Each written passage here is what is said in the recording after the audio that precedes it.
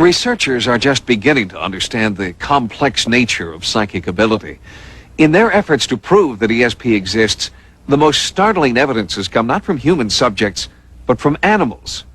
They found that family pets possess mystifying talents which conventional science can't explain. July 19th, 1989. I'll never forget the date.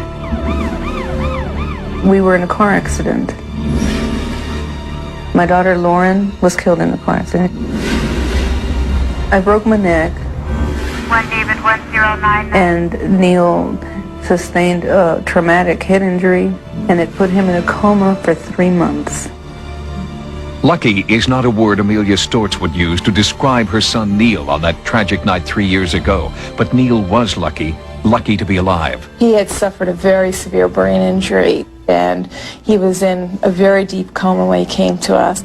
Neil survived, but doctors did not know if he would ever regain consciousness.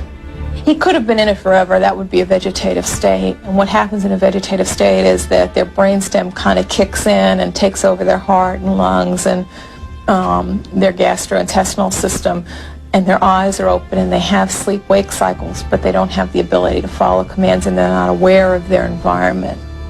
In a seemingly hopeless case, where modern medicine can't provide all the answers, alternative forms of treatment may be called for.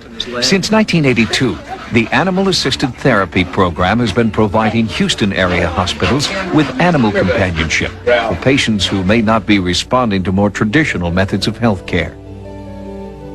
When patients have had brain injuries, they're oftentimes either comatose or very disoriented, and having animals around, we know from studies, causes people's blood pressure to lessen and they become calmer. It kind of pushes the right buttons, so to speak, and makes it more likely that the patient's going to wake up.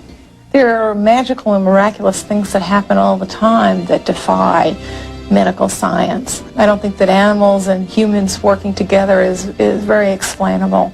And when you see something like this, it really is kind of magical. Neil had been in a coma for 3 months, so animal-assisted therapy was one long shot his family felt was definitely worth trying.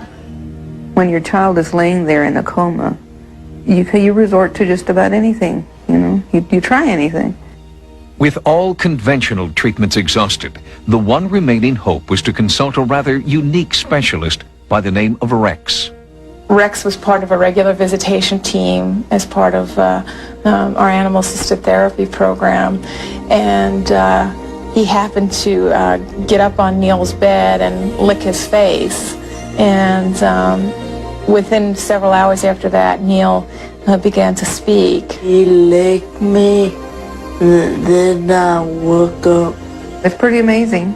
But if you're going to credit anything or anybody, why not credit Rex, the wonder dog? Was Neil's recovery a miracle? Or could it have been the result of a power animals possess that we do not fully understand yet?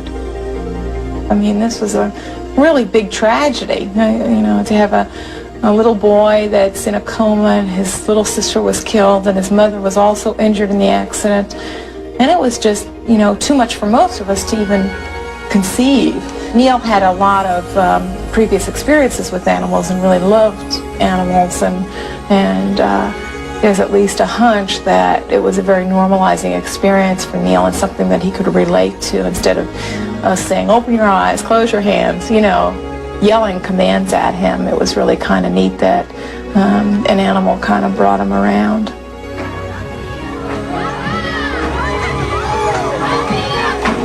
The extraordinary and inexplicable bond between humans and animals. Researchers are just beginning to study it. But Neil Stortz has already found his proof in a magical friend named Rex. Rex is a hero because he woke me up.